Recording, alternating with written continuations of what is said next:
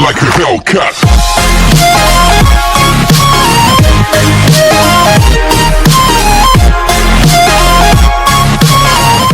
Good morning students, class second Hindi part 13 पढ़ने जा रहे हैं, कछुआ और खरगोश। इसमें कछुआ और खरगोश की स्टोरी है, आज उसको हम पढ़ेंगे। बहुत समय पहले की बात है, एक जंगल था, उसमें एक खरगोश रहता था। वो बहुत तेज दौड़ता था, परंतु उसे अपनी चाल पर बहुत घमंड था। एक दिन की बात है, नदी किनारे उसे एक कछुआ मिला। वह कछुआ बहुत धीरे धीरे चल रहा था।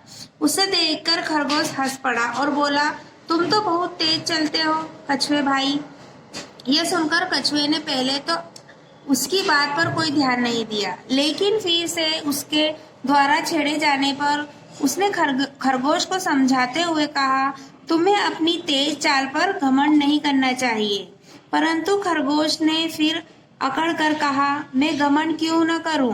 इस जंगल में मुझसे तेज चलकर तो कोई जानवर दिखाए। मैं इस जंगल में सबसे तेज दौड़ सकता हूँ, मुझसे आगे कोई नहीं निकल सकता।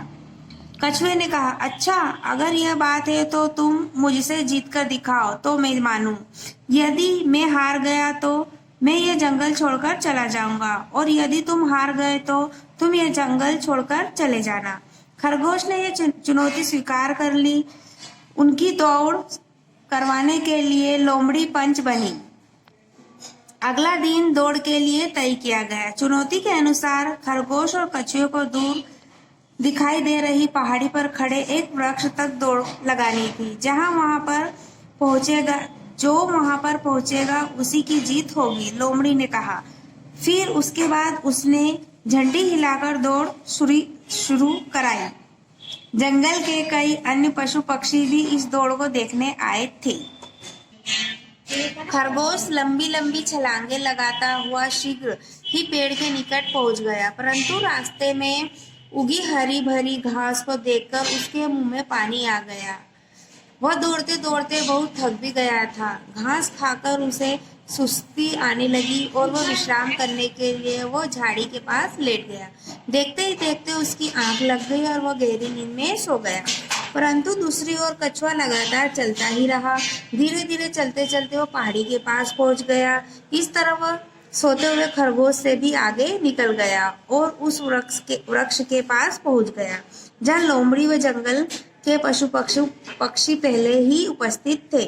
वृक्ष के पास पहुंचते ही लोमड़ी ने कछुए को विजेता घोषित कर दिया। यह देखकर वहां उपस्थित सभी पशु पक्षी खुशी से नाचने लगे और कछुए को उसकी जीत के लिए बधाई देने लगे।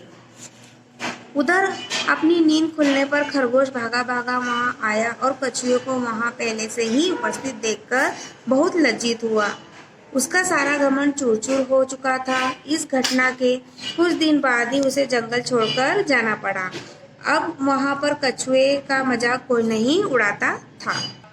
ये कहानी को पढ़ने से स्पष्ट होता है कि हमें कभी भी किसी भी चीज का घमंड नहीं करना चाहिए। ये पाठ को आपको पढ़ना है और इस कहानी को समझना भी है आपको, ठीक है?